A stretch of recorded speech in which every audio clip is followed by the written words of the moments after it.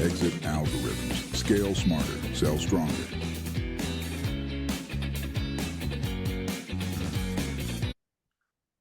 Welcome to Exit Algorithms, the podcast where we decode what it really takes to unlock growth, streamline operations, and prepare your business for a high-value exit.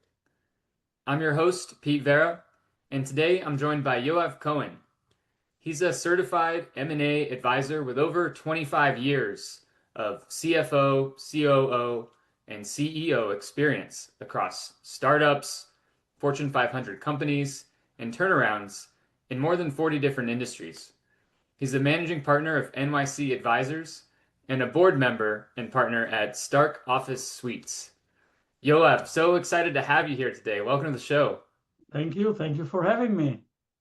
Yeah, can't wait to get into this conversation. Can we start off? Can you share a bit about your background and business journey? I'd love to Sure. audience to have a little context. Okay, sounds good.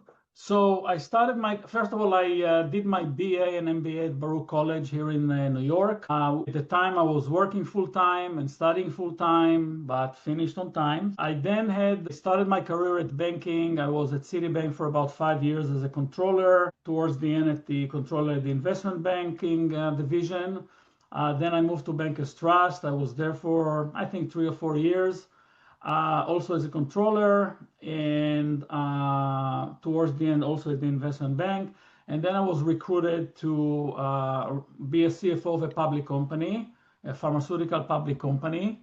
And that was really the first turnaround when I was interviewed, and although it was public, it seems to be in good shape. But when I started working there, I found that they're going to lose money in the first quarter that I was there. They had operations around the world in Canada, US, and Israel. Within about a year and a half, we're able to turn around the business. And then I moved on.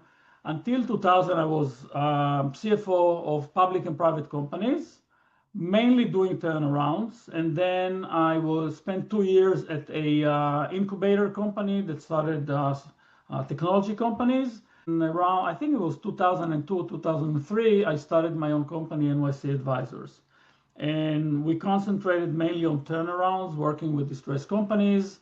And in the last, since COVID, actually, I had the opportunity to prepare companies for sale. So I started also working on exit planning. Nice. Yeah, I love that broad range of experience. I'm sure that comes in handy as you work with businesses. Yes. Yeah. I'll tell you that many times when I'm talking to a potential client, they ask me if I have experience in their industry. And sometimes the answer is yes. Most of the time, the answer is no.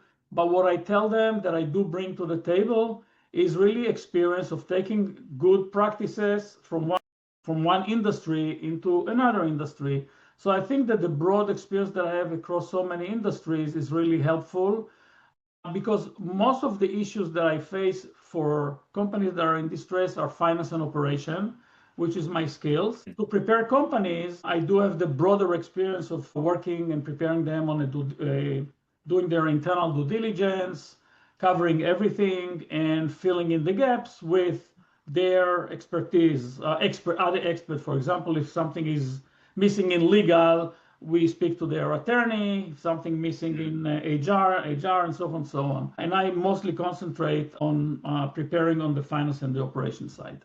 I see. Yeah, no, that's great. Yeah, and do you step in and serve as the interim like CFO, or does it just depend on the situation? It really depends on the situation. Most of the clients that I work with on that are distressed companies are referred by their lenders. And so I come in as a Yoav is not as Yoav, as CFO or COO, and stay there until the company stabilizes and start making money. The most important thing is really that they are cash flow positive, which really helps them finally with their lenders and vendors and so forth. So yeah, the answer is that most of the time I'm coming as an interim executive, and to help them get back to profitability. Yeah. I see. Yeah. So when does a business need an interim executive? Is it when they're in a distressed state, they're needing drastic change in their business, or when does that work better than say, a fractional executive model?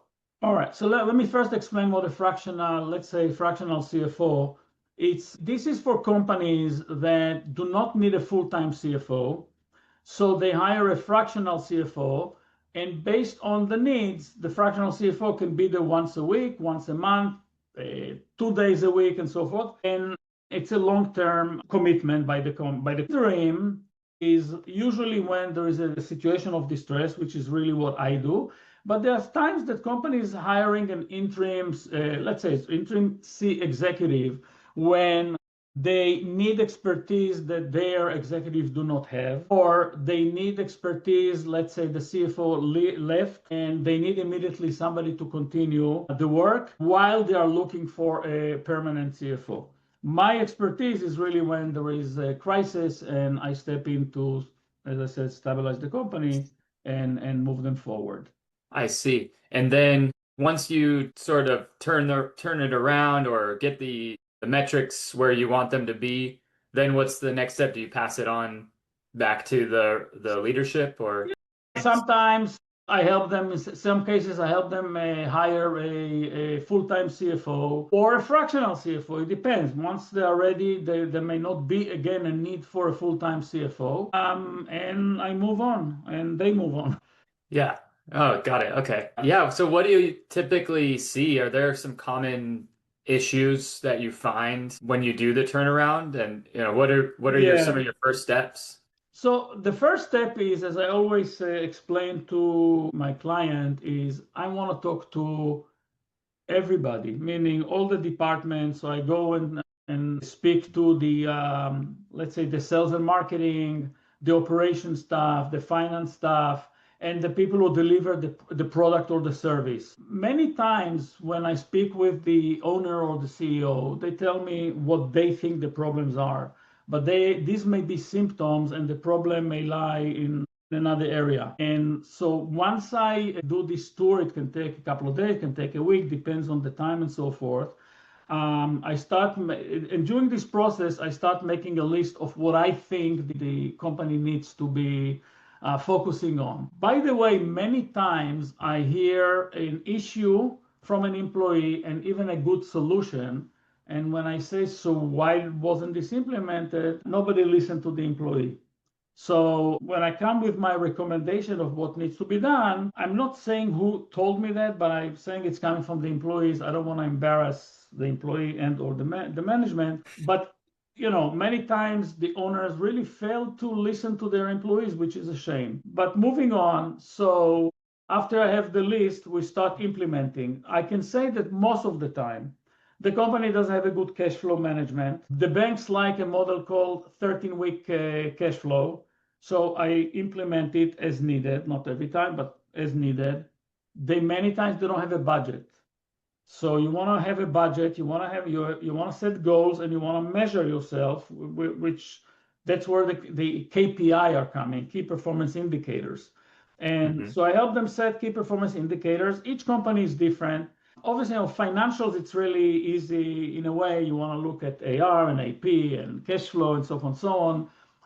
But on operation, it depends on the operation of the company, and you want to find out what are the measurable things that they need to measure against and start working on implementing and measuring. Many times, the lack of internal controls. The employees they don't have a process, they don't have a written process. And so I try to help with that and set the internal controls that are very important. And I would say another item is measuring cost. And I can say a quick story. I was with a company, really more as an advisor. They were doing well, but they wanted to do better, and I was there. And I kept telling the owner that we need to do a study of the cost by product. They have many, many products. He pushed it, and finally, I think 2 years later, we decided to do it. And I found something very disturbing. I think the company at the time had about $70 million in sales, of which 6 million, they were losing money. With whom? Their best customers. And he basically said,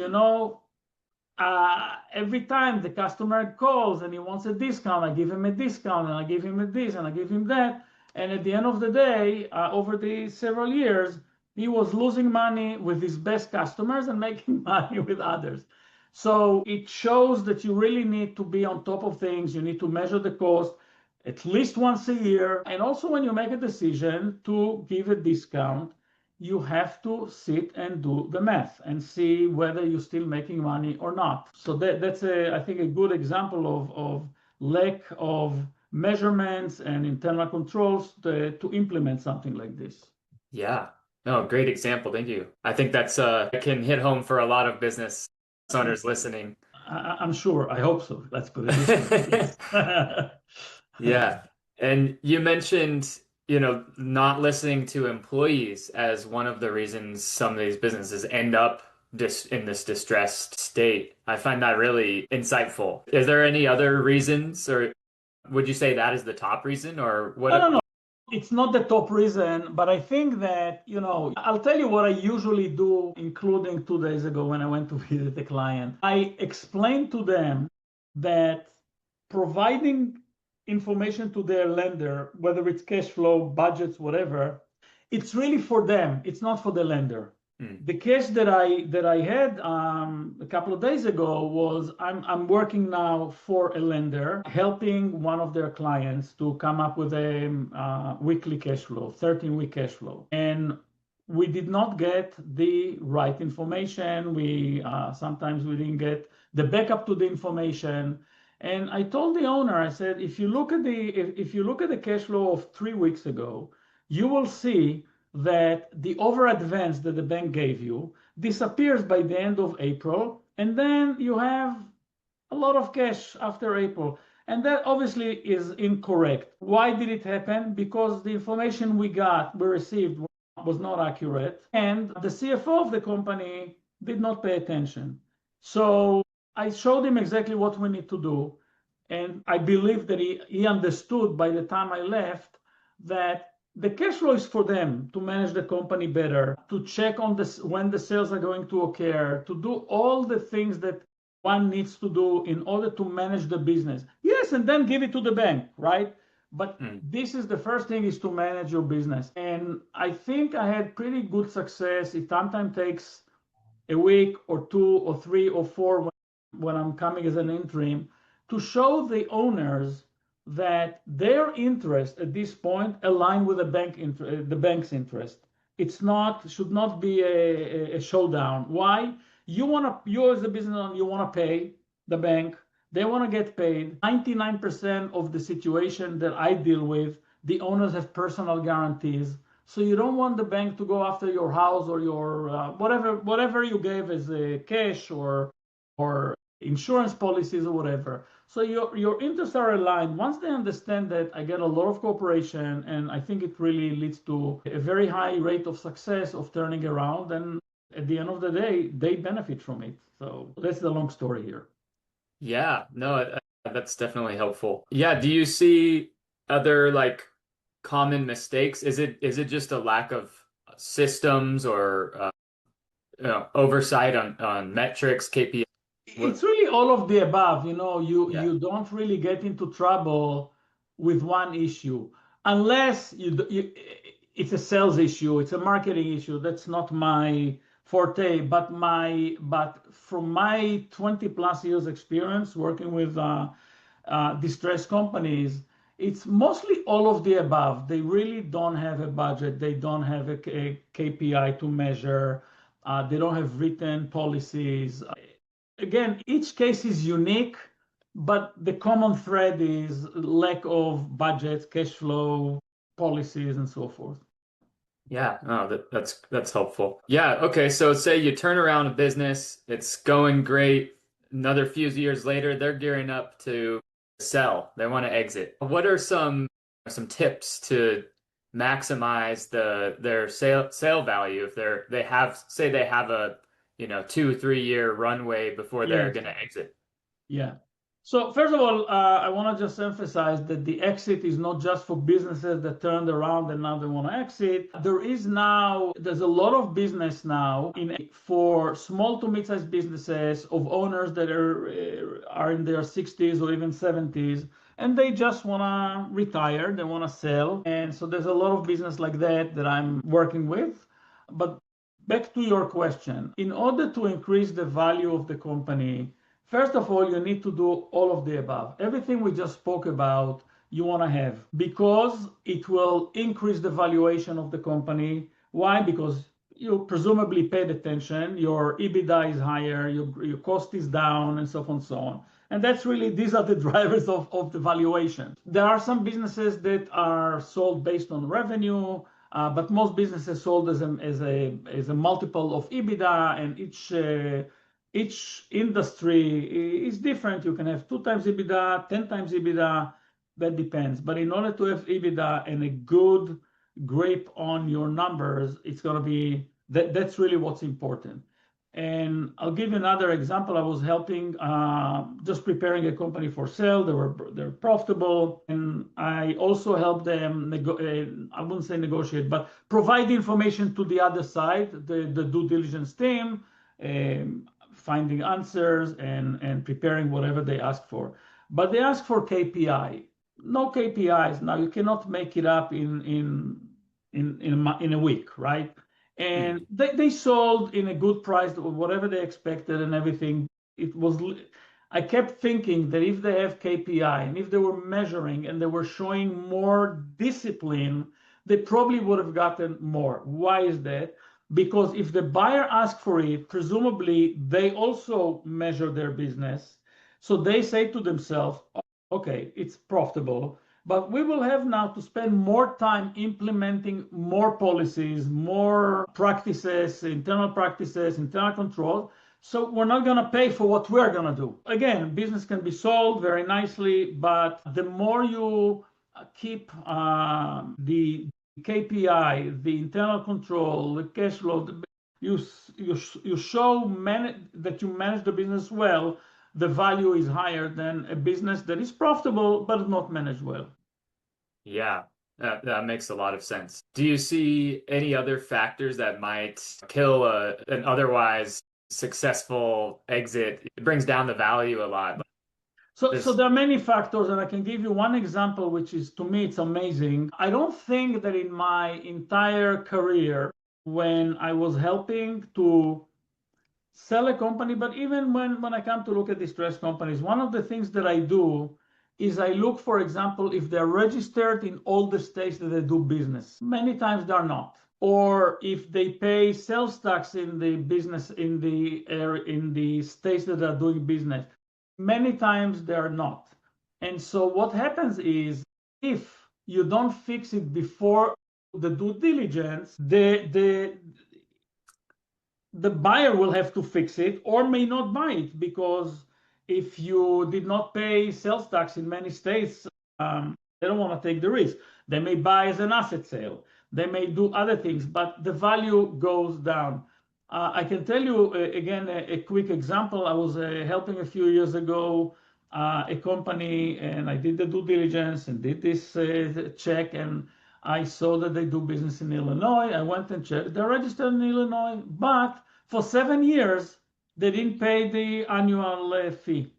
Now, in many cases, you just pay a little bit more, and it's, and you pay a little extra, and you solve the problem. In Illinois, I had to hire an attorney to help us figure out, because every year they want to see the number of shares and the profit, and basically it was a whole thing, and it took a lot of time to resolve, and it really derailed the timeline. At the end, they didn't sell, but not just because of that. But there are things that are very important, and you need to pay attention to it. And unfortunately, a lot of businesses don't. Yeah, unfortunately. And then they'll have a shock when they come to due diligence and realize. Exactly.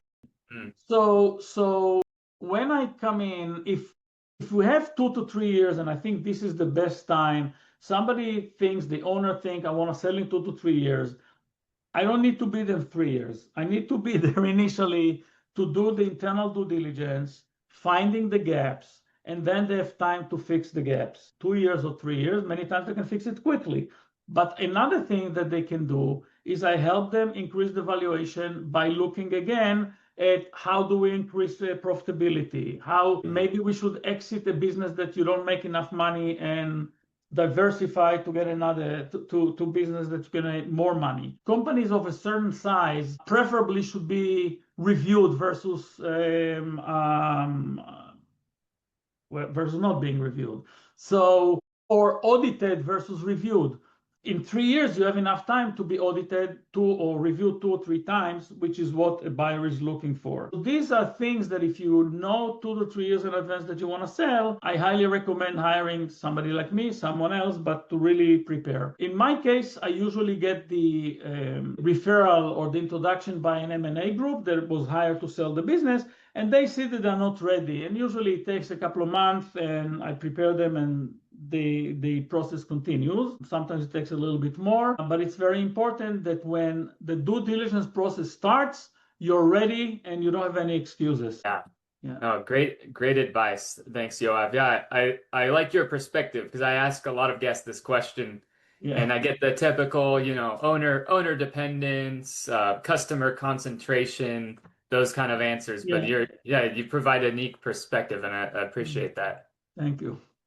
Yeah, and another theme of this show is AI and technology. I'd love to hear from your perspective. How are you using AI today, or how do you see it affecting your industry? I'm not a good example for that. I can tell you that I'm using ChatGPT, paid ChatGPT for analysis, for finding information, but I do attend a lot of webinars, seminars, and to learn more in order to help my clients implement AI as necessary.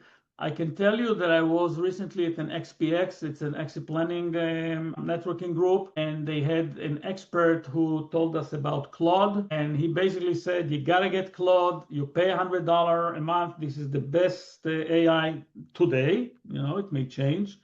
And he ask for examples from the participants. What do they need? What do they lack in information? So one guy said, well, I'm going to meet with a client that sells widgets. I want to be prepared for that. He put he basically talked to Claude. He got tons of information, including information about the company and what they need to do. I was in another seminar where BlackRock said that they use AI. And it helps them do many more deals. Why? He gave a great example. He said, if we decide to invest in a company, it usually takes our team about 4 to 5 weeks to put the story together. And then it has to go through 4 different committees until it's approved. Now, it takes a few hours to prepare it. It goes to the committees fast, whether it's approved or not, it's not the story, but that enables them to do many more deals. So that's a great example of using AI for investment purposes. Another example he gave is that they devise something with the AI that when they speak to a prospect and they hear what they need to do or what they want to do and so forth, they put it during the call in their computers and within 10 minutes, they have a model that helps them ask better questions and make faster decisions whether they want to continue or not. So I do encourage everybody to go and take a look at AI, see how it can help your own business and how it can help the business of your clients. Very smart. Thank you. Yeah, that's great examples, use cases. Yes. Exactly. Yeah, and I imagine it helps analyze data in your line of work and help clients determine those KPIs and measure those as well, right? I'll give you a quick example. Last year, I worked for a distributor of food, and they told me that they think they could sell more to restaurants if they knew the ingredients of each of their dishes. So I went to my friend ChatGPT. I put 2 or 3 menus from different restaurants that they sell to. And lo and behold, we got the ingredients. It may not be the exact ingredients, but I would say it's probably 80-90% of the ingredients. So now they have a tool to go to the restaurant and say, well, we know you are using these ingredients, we sell them. And so you can increase your offering by preparing with AI. You don't need to go to a restaurant and ask them, what are your ingredients and so on and so on. So there are a lot of applications that people can use AI to to enable increased sales or save money and so forth. Yeah. Yeah, awesome. Well, thank you for your perspective. I know we're coming up on time here, Yoav, but I always ask guests this at the end too. If you could leave listeners with one practical takeaway to protect their company's value, what would that be? I mean, I would say broadly, the takeaway is to do everything that we discussed. There's no one thing, right? You need to have internal controls. You need to have a budget or a KPI in order to measure yourself. You need to have written processes and so forth. The issue is really how to prioritize. So written processes may be less important initially than increasing profitability and so forth. But everything that we discussed is important. There's not only one ingredient that you can implement and your business becomes much more valuable.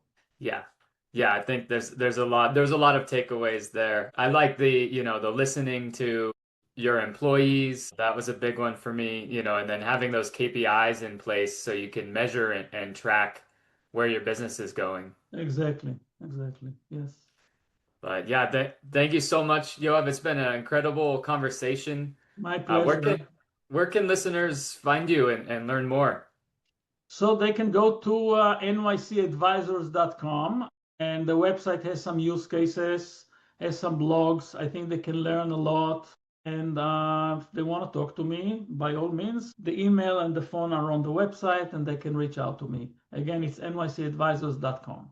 Great. I'll leave that in the show notes. Exit algorithms. Scale smarter. Sell stronger.